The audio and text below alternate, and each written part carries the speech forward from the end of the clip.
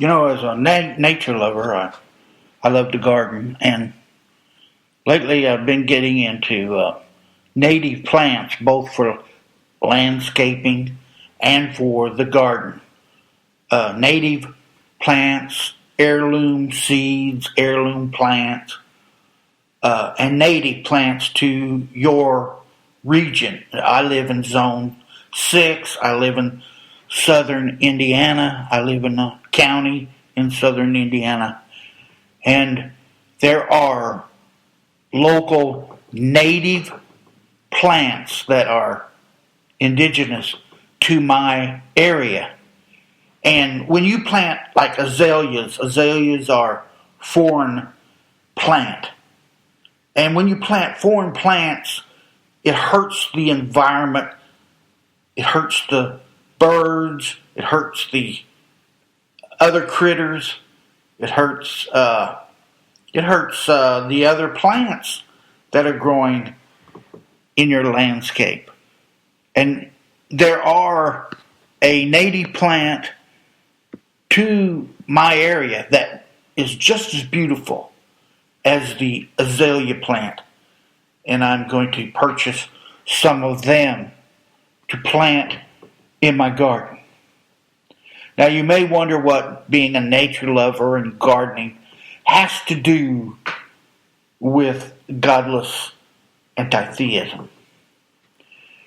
Well, the native plants and the heirloom plants and the heirloom seeds, you can take an heirloom seed, plant it in the ground, grow the plant, take some of the fruit off of that plant, take the seeds out of the fruit, and save the seeds for next year's planting. Okay, so you take the seeds that you saved from the plant that grew last year in your area. So you plant them in the ground now. And let's say you do this over 5 years.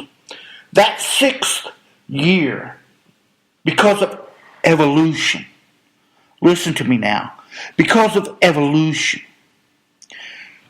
after you've planted seeds from plants that have been growing in your garden for 6 years, that seed is adapting to your local weather conditions. And after 5 years, most of the weather conditions in your area have been felt by this plant, by this seed. Each generation passes the genetic information down to the next generation of seeds. It's genetics, it's evolutionary genetics. It's adaptive evolution, adaptation. Not only that, not only does these heirloom seeds and these native plants adapt to your area and have, since they've been growing in your area for millions of years, they have adapted to your area. Back to the seeds. After 5 years, you've been growing these plants, taking some of the fruit and saving the seeds out of the fruit, and the next year you plant those seeds that grew, that you got off of the plant you planted last year. You see? You can replant them. You can save some of the seeds and replant them. Now, after 5 years, not only has it adapted to your area weather, each year it learns more about your area weather. Its data is stored in those seeds. But what else is stored in those seeds? Those seeds have been grown by you. They formed a plant, and you, at harvest time, you saved some of the fruit.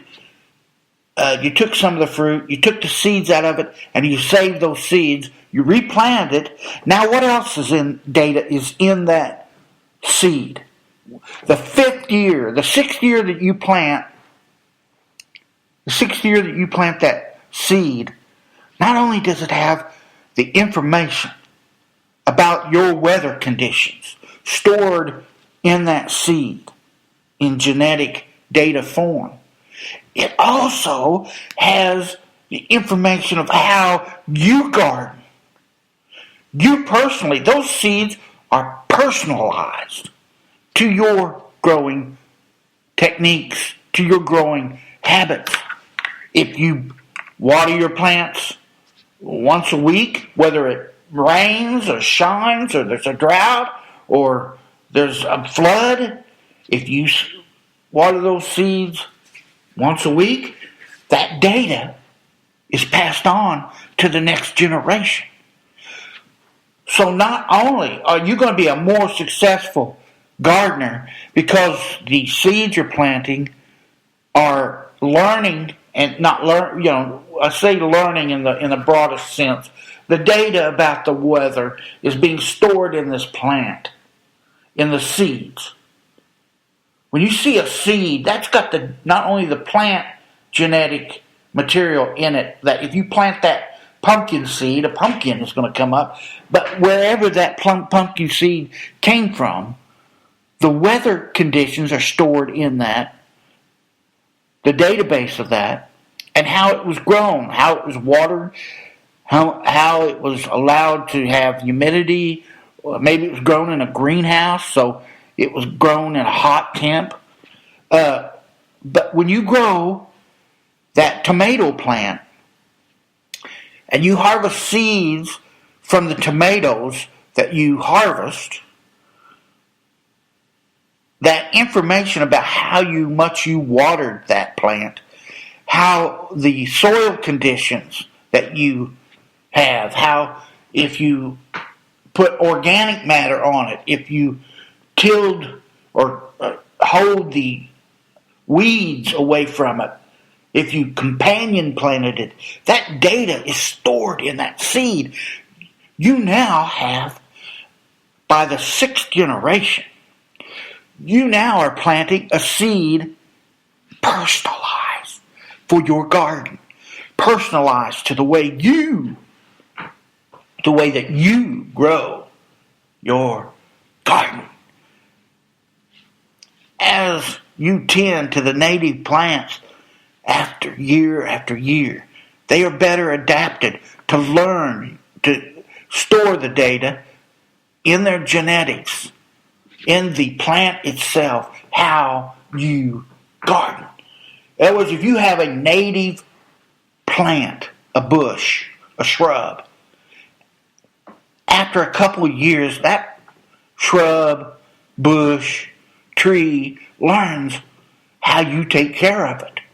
It's 3 o'clock. And if you have native plants, so much the better, because they are geared for your weather already, because they've been growing in your area for thousands of years, if not millions of years. Your foreign plant will always be a foreign plant. And many foreign plants are invasive. So you've got to be careful. Invasive means that it may take over your yard.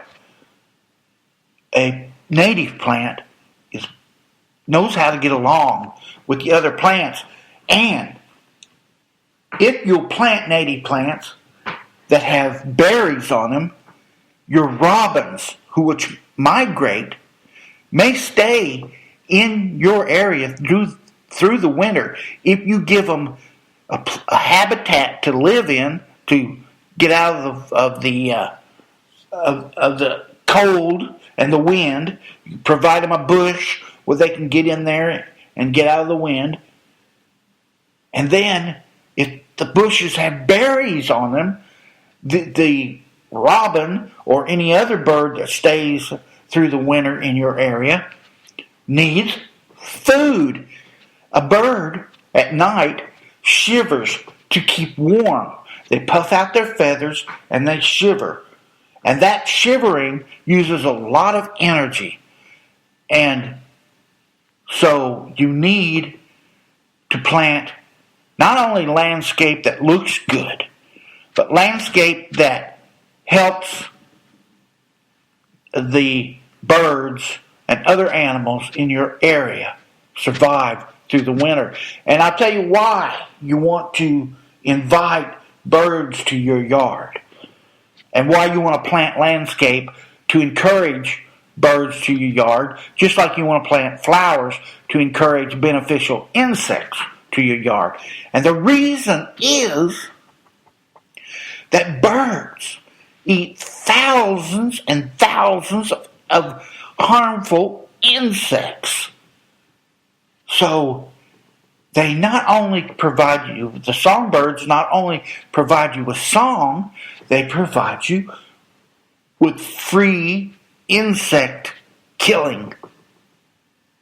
They kill insects. They eat the insects. Those bugs that are swarming around your head. If you have some bugs, you would have tons more bugs if you didn't have birds in your area. And I drive by house after house after house. Manicured lawns. No, maybe one tree. No bushes or bushes that where the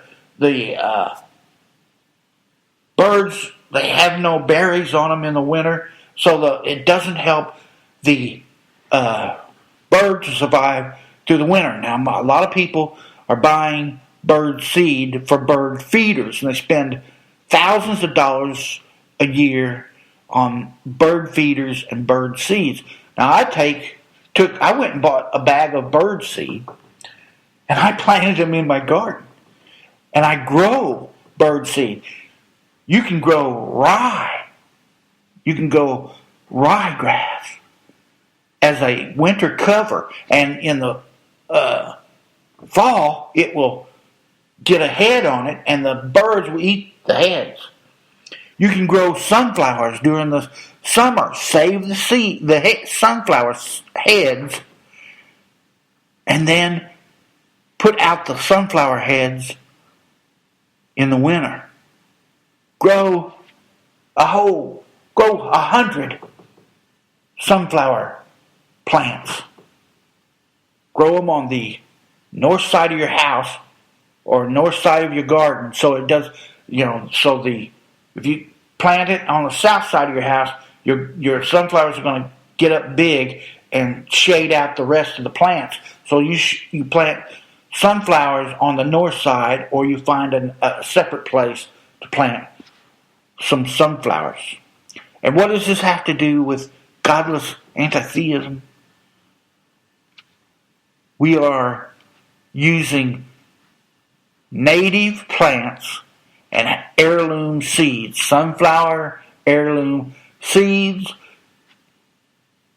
evolution. We're using evolution to better our garden, and the adaptive ability that evolution provides will make your garden and your wildlife better in your area. Now, it's true that bunny rabbit in your yard munching on the grass might get into your lettuce in your garden. You can look it up. There's plenty of ways to deter rabbits and try to keep them out of your garden naturally. Of course, you can fence in your garden and keep them out. But there's many ways that you can prevent deer and rabbits from, or discourage them anyway, from going into your garden and eating your garden up. But we do need to encourage some wildlife, your birds, your insects, and even some wild animals. In our garden, we have a little saucer, and the saucer has water in it. And went out to the saucer, and there was a toad sitting in the middle of the saucer. Now, why was the toad, which is not a frog, a water frog, sitting in the middle of this saucer of water. Well, I think you know. It's obvious. He was waiting for the insects to come into the water.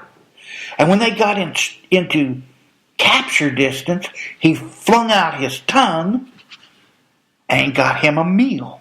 So he was just sitting there, waiting for the insects.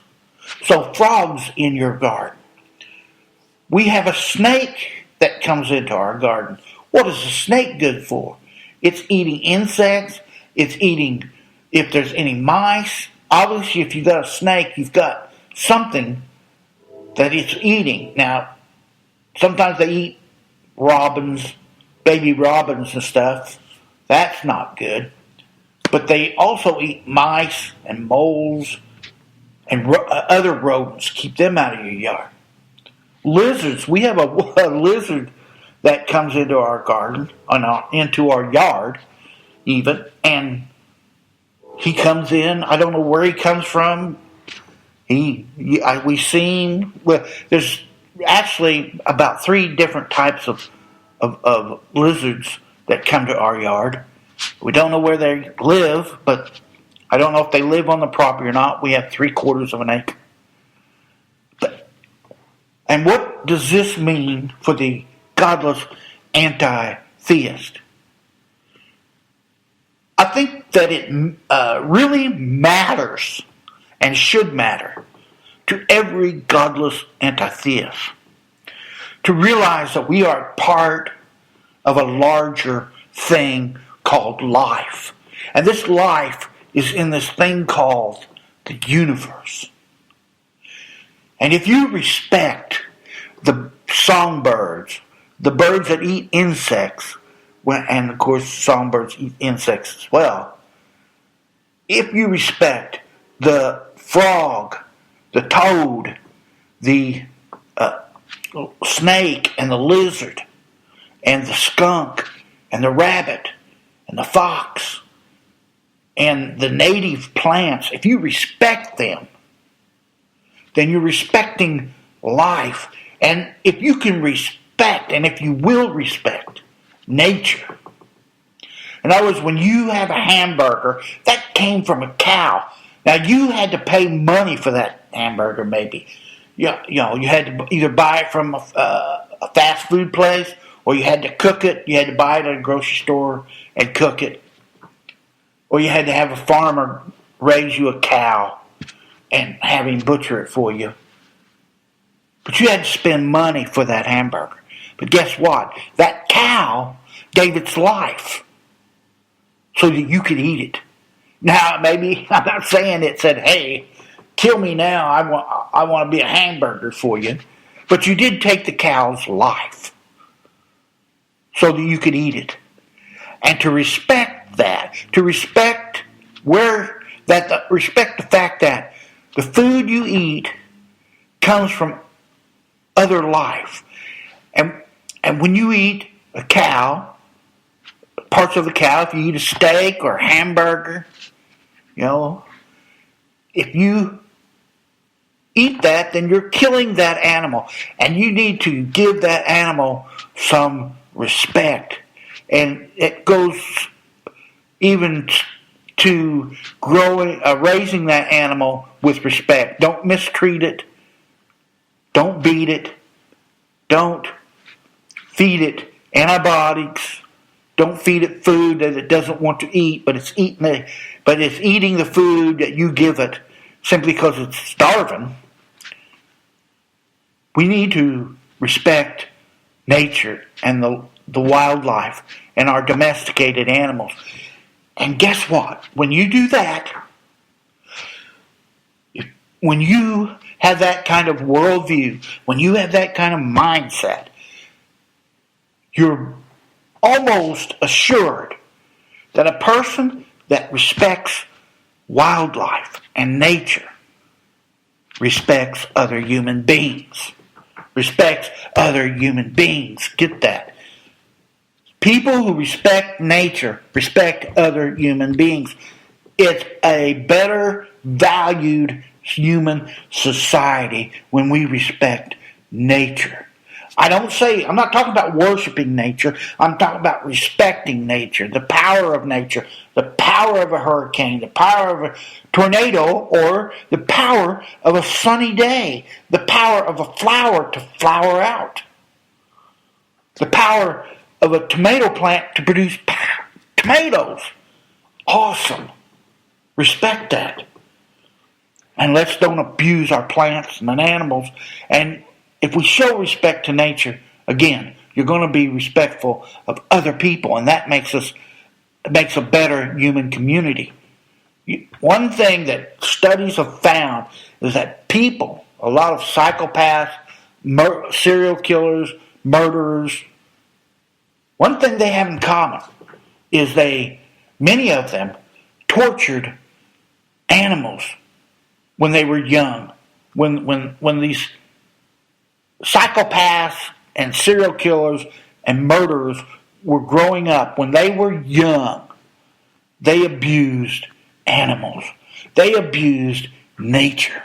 They had no respect for animals. They had no respect for nature. And they had no respect for human beings either. Because we are part of nature. Now, religion wants to separate us from nature. Oh, the human being is not part of nature. Well, we are part of nature. And when we abuse nature, we are abusing ourselves. And being born is not a sin. Just like being born a tree is not a sin. Being born a tomato plant is not a sin. We're not going to hell. Human beings do bad things. Human beings murder. Human beings enslave. Human beings are bigoted, etc., etc. But we need, instead of worshiping some imaginary superior being that really isn't superior at all, we need to start respecting nature and ourselves. This is vital. And anybody who doubts evolution, you could prove evolution when you shop and grow and buy or take a cutting off of a native plant and use heirloom seeds. You will see evolution in action. And I want to remind you that hybrid seeds are merely human beings helping the evolutionary adaptive abilities along. Hand-pollinated plants are still using evolution. They're just accelerating it and cross-pollinating in a manner to produce something that maybe nature would not produce, but we humans can force-pollinate something with something else and have a whole new plant. And that whole new plant will require that it lives and is stored in the seeds of them plants, the data of how it's grown, where it's grown. Of course, what the agribusiness seed companies want to do is they want to make your plants that you grow, like your tomato plant, they want to eventually make that where the seeds inside the agribusiness plant won't grow. They're already doing it with corn, using GMO techniques and other techniques. They're making it where the farmer buys the seed, and the seed, if they put it in the ground, will not grow.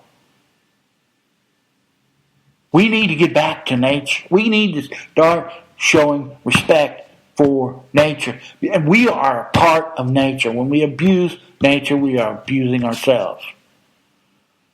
And it comes up the food chain, people.